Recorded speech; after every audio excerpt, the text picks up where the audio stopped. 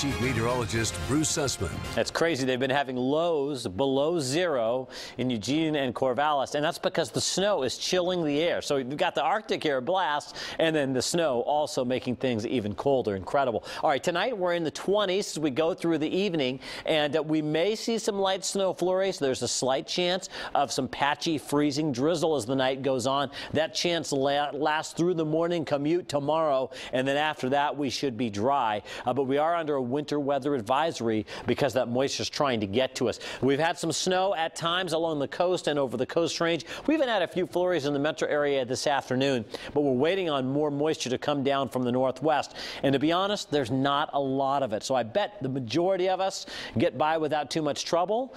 But here's the issue, is that if enough moisture shows up any place in this blue, basically it's either going to be freezing rain or light snow, and a little bit of that goes a long ways.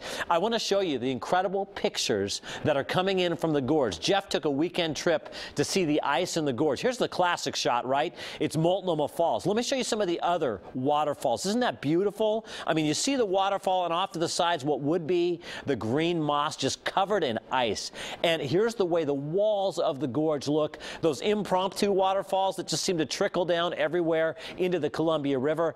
And if you look closely, you see sights like this. Thanks, Jeff, for sharing your incredible shots with those of us here at KOIN News. Love to share pictures. All right, 28 degrees right now in Beaverton. It's quiet, it's calm, and at this point, it's still dry. Morning afternoon high temperatures were close to freezing in the metro area. We almost made it, but most of us ended just shy of 30. As far as the lows, this is the way we started the day today. Still incredibly cold east of the Cascades. Eugene, remember that snow kind of acting like an air conditioner, but I think tonight temperatures continue to get a little bit warmer during the overnight hours. Now we're just working with a little bit of moisture, and we'll see how much of it moves inland, just a little bit. But as I mentioned, that goes a long way. In fact, here's tomorrow morning, a snow and rain forecast. You see some of this moisture finally moving inland toward morning commute time. And although our forecast tools take it mainly just across Clark and Columbia counties, you can't rule out it spilling a little bit down over the rest of the metro area. But Salem and Corvallis and Newport, you probably will not have to worry about seeing any more moisture, snow, or freezing rain for you. I think you'll stay dry. So areas of snow tomorrow and patchy drizzle, especially on the north coast tomorrow.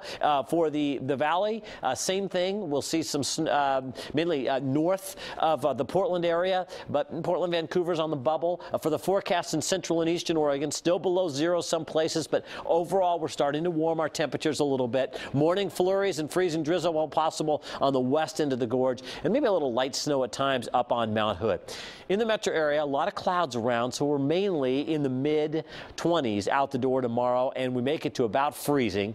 And again, it's just really a morning issue. I think after that, the day is mainly dry. Wednesday looks dry and actually kind of decent if you don't mind 40 in the afternoon. Wouldn't that be exciting? And then Thursday morning, that's another commute we will watch as we drop down near freezing and get some moisture coming in. But I think that system has enough wind with it that we will eventually warm up into the 40s. So we're almost done with this, but the main thing that's going to be coming around the corner is even more of those broken pipes. A lot of them are still frozen in houses around the northwest, and we just don't know it yet, and we're going to have that unpleasant surprise as we warm up. They thaw, and that's when they crack. Exactly. All right. Thank you, Bruce.